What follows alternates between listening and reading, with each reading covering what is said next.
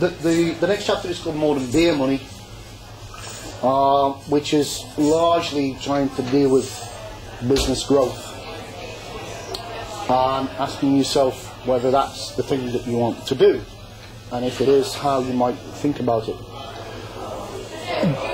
Other animals appear in that chapter. I borrowed a story from a guy called David Parrish. He talks about the fox and the hedgehog. The fox is a very cunning animal. It has lots and lots of different strategies. Is quite similar to what I think we would call for our purpose someone with a portfolio career, who does this on Monday, that on Tuesday, this on Wednesday. Lots and lots of different, quite cunning ways to achieve what he or she, the fox, is trying to achieve. The hedgehog does one thing, but does it really, really well. It just curls up into a ball and just becomes spiky. So that little story is asking you to think, well, you know, is it appropriate for your business to be a fox and be good at lots and lots and lots of different things, or do you need to be more like a hedgehog and just stick to the one thing, which is going to get you to where you want to get to? Or do you want to personify yourself as some other animal, which David Parrish doesn't really go into particularly? I get a little bit playful there and say, well, you know, do you want to be a parrot, just repeating back to the market what the market's already saying to you? Do you want to be a chameleon? Do you want to change colours constantly and reinvent yourself every year?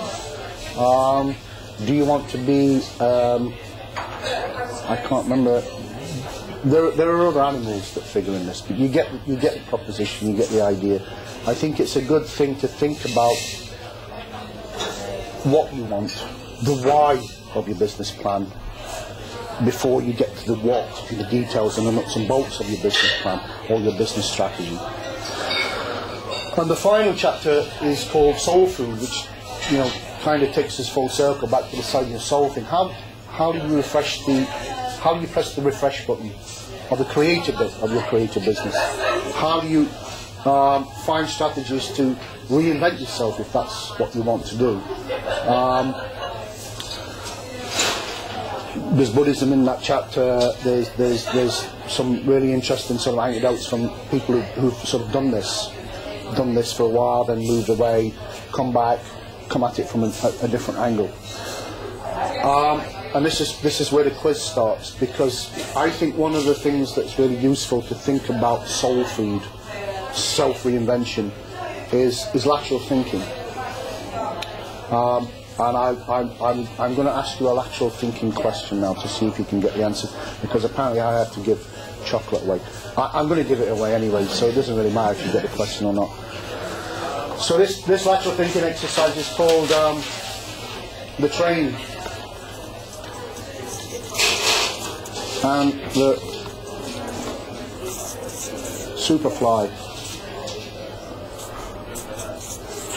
Some people have already heard this, some people have already, so don't shout the answer out, okay?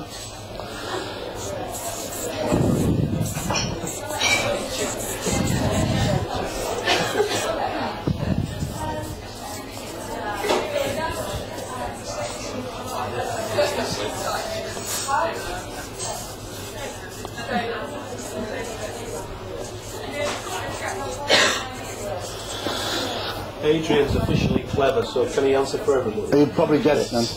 There's a train that's going in that direction at 50 miles an hour. There's a train that's going in that direction also at 50 miles an hour. They're 100 miles apart. There's a superfly that's going from the point there to the point there to the point there to the point there, back again, back again, back again, back again, back again, back again, until the two trains meet in the middle. The fly is going at 967 miles an hour.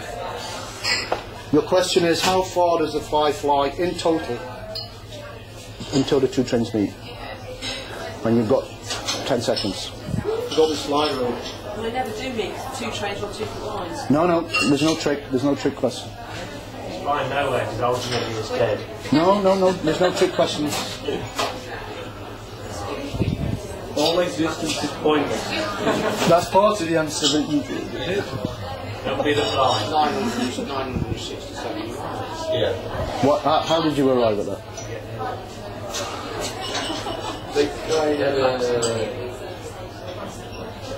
They're going to cover 100 miles in 1 hour. The fly's going at 967. 1 hour is the key. 1 hour. 1 hour is the key. The question's presented to you in terms of speeds and distances. So you're encouraged to try and work out the answer in terms of speeds and distances. You're encouraged to take the tools that the question gives you and use them to find the answer. But in this case, they're the wrong tools. They're not the best tools. You put a square around the question and import another tool, as in time, and it becomes blindingly obvious. The whole encounter takes an hour to happen. And it's travelling at 967 miles per hour. And it does so for an hour. So how far does it fly? It flies 967 miles.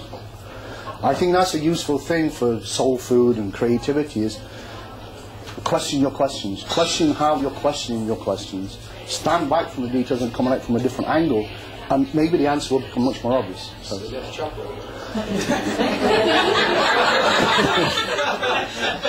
How many do you want? Who else wants chocolate?